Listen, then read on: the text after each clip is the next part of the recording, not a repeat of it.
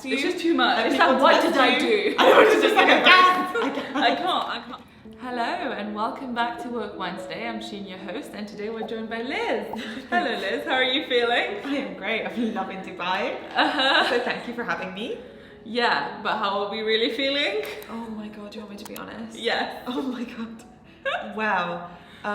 We filmed these videos in good time before me leaving, and then we found out that all our audio files were corrupted. So, and the native audio was absolutely appalling. So after 1.5 hours of sleep last night, because I am flying out today, we woke up to film these videos, only to check halfway through and find that the audio was still not working.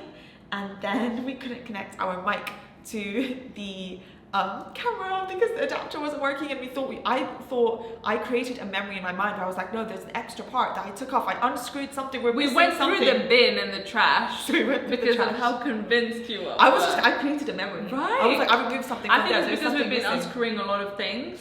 You know, this camera unscrews to get off. So I'm unscrewed now, basically. Basically. And yeah, we're just delirious, and I was literally thinking, is it our hands? Like, are we just very slow and laggy? What is happening? What is missing here? I was like, what am I missing? I was like, I'm sure this is exactly what the mic looked like, but I was like, but now I'm questioning it. Because I was so convinced. I was like, there's a part missing. And then in the end, we figured out what happened and we solved it. Were you, genuine question, were you as calm as you looked? Because I was literally like, this does just not feel real. I'm like, I'm gonna wake up at any moment now. It's not calm, it's me giving up. Okay. That was me having given up, being like, this is my life. Nothing works. Yeah, I was just. But you were not reacting. Oh, I am so slow right now. This is like 2 weeks of 2 hours of sleep per night. Me just completely daydreaming. I was like, this isn't real.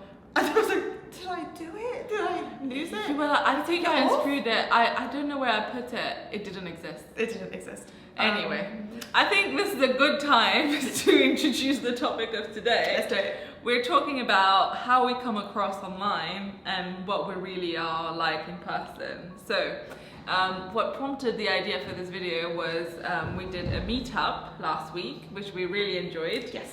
And one of the questions that one of the girls asked me was if I had one piece of advice on how to be more confident and how to be a strong, independent woman, what would it be?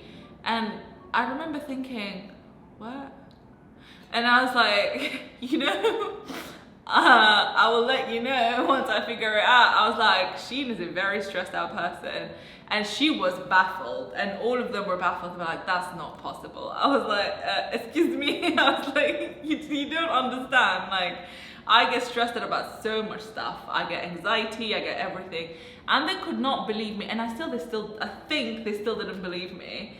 And because you know how sometimes you think people are just saying that to sound relatable, right? And I was like, no. And then that made us think, right? Because we're talking to each other, and it has been mentioned to us before as well that the way we are online can be fake because we don't talk about how we actually feel and how things are. But so let's digest that. But I will start by explaining my point of view on this. So my advice to this girl was like, look, the fact that you came to meet two strangers from the internet on your own, and that, you know, you are thinking about how to be more confident and independent and all of that shows that you're already there. For me, that means you're already there. We would have never done that. I still would not do that. I would never go and meet someone. So scared. Same. I'd be like, no, never. I'd rather not know who they are, what they're like.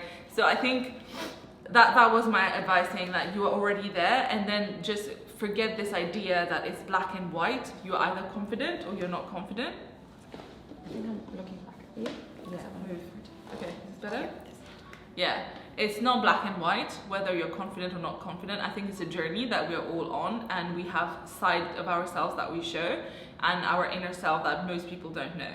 And myself, I am someone who is an overthinker and I am an over planner. So I do worry about things, and I always go to worst case scenario very, very quickly. Like, I have a friend, right? And this is the funniest story I have because it cracked me up myself, my overthinking, is that we were trying to cross the street in Scotland, and then I waited because the lights were not working, so we waited until there was a crowd of people, and then we crossed with the crowd without looking left or right. And what I was thinking was, if I cross on my own and I die, there'll be the headlines in the newspaper, this stupid Mauritian girl died crossing the road in Scotland. But if it's a group of us and we die, then it's going to be, a tragic death of a group of people. And my friend was thinking the exact same thing, which was hilarious. And since then, I've always thought, I really go to the worst case scenario very quickly. But anyway, what are your thoughts? On How do you feel about this? About online presence versus real life persona? I do think that they are very different. Mm-hmm. I do also think that they have to be very different. Yeah. I think the moment that you switch your camera on, even if you're alone in your bedroom and you're filming a video that you're never going to show anyone, Mm-hmm. and I would challenge anyone to do this actually. Really? Because You told me to do that. Yeah, I think it would be a very good kind of way to see just how much you change once the camera is on. I think we are not evolved to be on camera. So I think the thing that people find the most often when they start a YouTube channel, in my experience, is I don't sound like myself. And I'm like, you really don't. It takes so long to get used to it. We did not evolve to do this, to look at a lens and to be natural on camera. Even actors or people, theatre actors, find it very, very difficult and different to talk to a screen. Mm-hmm. So I think that is a huge change. Mm-hmm. So even if you're shooting a video just for yourself to see, and you are talking to a camera, I think you are going to change and you're going to be slightly different. Mm-hmm. It's kind of like, is it Heisenberg's principle of uncertainty? Once you measure something, it changes. It's not the same. It's the act of measuring that changes the thing. So it's the act of filming that changes reality. Oh, and wow. What a nerdy nerdy way of looking at this. So I do think, like, by principle of showing something and recording it and consciously being recorded, then, which we kind of do as YouTubers because it's not reality TV and we have no one else behind the camera, right? It kind of means that it's not true and it's not real. But again, so I think that's the kind of the absolute limit, that we cannot get to reality. But then there's obviously a spectrum between intentionally changing the way that you sound and the way that you want others to perceive you, and unintentionally doing that. So I think it's a combination of both. I think that sometimes I do intentionally hide parts of myself, either because they are not relevant to a video or because I'm not comfortable talking about those things online. So if I film like this is my Notion revision schedule for students, it's very difficult for me to be like, oh guys, 3 hours ago I was actually crying and I hate my life today. So I feel like that would be very irrelevant to the video. So yes, I do intentionally and unintentionally, I think, change myself online. Right. And I think even, obviously the educational videos, you're not going to talk about this, but for me, even when I'm vlogging a day, for example, but because you're so busy in that day planning things, you don't necessarily have moments where, because you don't plan your little breakdowns and your little stress moments, right? So it doesn't necessarily happen then, and because most of the time when you're really busy, you don't even have time to process emotions. So it's definitely for me not an intentional thing of like, I am trying to hide this, I don't want people to know this. It's more that I don't think people care, and I am not here to share my sorrows. It's just that I'm here with the purpose of connecting and sharing tips and education and all of that. So I think it's also very scary, right? Because you don't know who is watching and what state they are in. Yeah. So in real life, I have very kind of I have conscious control over, am I being tone deaf? Yeah. So if someone is in a terrible state, I will not say, oh my God, I literally broke down today because they sent me the wrong order, or like, I ordered food and I'm so privileged that I did this thing and then the wrong order came and that was the last straw and I just started crying. And if a friend of me just has lost a loved one, for example, I would never say that to them in real life because that would be extremely tone deaf. And while you put something on the internet, you do risk that happening. And of course it's not intentional, but I just think if you're an overthinker, I think we're definitely in the same boat on that one. I also massively overthink, so I think I don't want this to come across the wrong way. And so I do kind of tend to lean towards the more, let's just keep things upbeat and happy online, which I know is not the reality of things, but I don't think I've dealt with myself in kind of like rationalizing what's the perfect thing to do there. Yeah, and I think you're right, like a lot of times it's just an accumulation of things, and the thing that causes the actual outburst might be something very, very small, right? Like one time for me, it was just my key just dropped from my hand while I was trying to open my door, and that was it. That was it. I was like, this is it.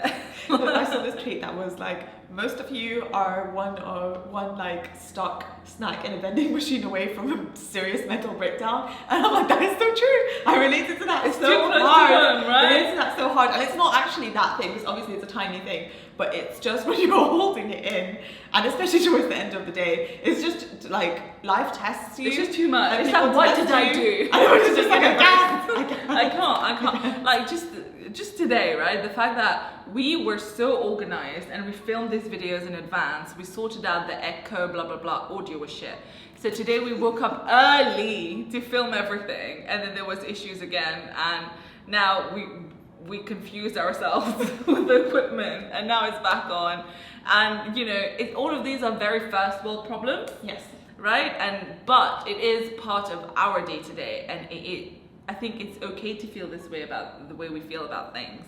But I think the point of this video, coming back to it, is that we're trying to tell you that don't think just because you're seeing a very short, scripted, edited, produced part of our lives that this is how we are all the time. We're not. I think all of us go through life, you know, faking it till we make it. And I think everyone feels this way. Even now, you know, when I was younger, I used to think, oh, you know, someone who will be in their mid-20s have their lives together. And they, you know, when they're talking very confidently and stuff, it means that, oh, they're happy. But then when I got here, I was like, why is it not happening for me? Why am I still this mix of like trying to pretend to be something? But then it's not pretense, right? It's just you're behaving that way. And you think it's pretense because it's something that changed over time. So you think it's not innate to you, but it is. It's just skills that you've learned. And you do use it in certain specific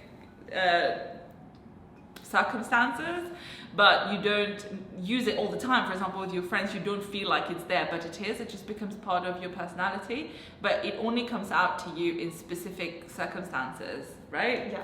I think it's a dangerous game to play though. Right. I think I am good at playing that game, and it has burnt me a lot. I think I'm very highly functioning. I remember you saying you're very good at you can act as someone else better than you can be yourself. Yeah, right? so I have this like put together Elizabeth, which is she's fine, she does what she has to do, and I've been thinking about it recently, and I was like, I don't know what it is that makes me stick to this. I think it's having breakdowns while you're working somewhere as a waitress or in Selfridges, for example, and you don't have a choice, right? Like you will get fired. You don't have time. You can't be like, I can't do this, I have to leave. So I think being tested in that situation over many, many years meant that I can function highly and efficiently very, very well. Like no one will know that something is wrong. Right. Which leads to a problem because then it becomes only my choice. Do I let people know or not? And even the closest people to me. Because if I can hide it from my manager, I can hide it from, you know, my school, I can hide it from all of these things. And then it's only by choice then I have to actively choose to let someone see that I am not okay. And I think it becomes to the extreme then that my family doesn't know or even you don't know. And I remember the first issue we ever had as friends was because I didn't let you know about something that I was going through. And when you found out, your reaction I think was, I guess we're just not that close then because you didn't tell me. And I was like, no, I told you, the first person. You're still the first person to know. And I think our rages for that vary a lot. Yeah. But it does break my heart. I think when people come to me and say, oh, you're so put together, like I am just not okay and I'm such a mess, how do you do it? And that's when it breaks my heart because I'm like, baby, no. We are the same. No, that's not genuinely not the case. But it's hard. I don't know what the right balance is online. That's the thing, I don't know how to fix this, right? The perception, because on one side you think, well, if I keep being positive and I keep pushing people towards positivity, it might help in the long run. Because what's the point of all of us wallowing in our sadness, right? But then on the other side, you're like, I want everyone to know that they're not alone in this. Everyone else is going through this. But finding the right balance in terms of content that you put online is very hard. So this is one of our attempts at trying to like, I think this break the myth. Right, because it feels like glamorizing it to me. And I'm very, very cautious of glamorizing negative things. I don't agree with it. I don't like it. I think the instinct that I have, maybe I might be a bit of a judgmental person, but when I see people cry online sometimes on like Instagram, I'm like, why are you doing this? Like that's my first thought. Because I feel like it's such again, it comes from my own insecurity, I think. And I'm a very private person. So I feel a bit uncomfortable in these situations. And while I admire their kind of confidence and their willingness to share and their security and vulnerability, absolutely all things to admire, some part of me feels as though we are glamorizing rather than normalizing. So I think there is a fine balance between glamorizing and normalizing, and I don't know what it is.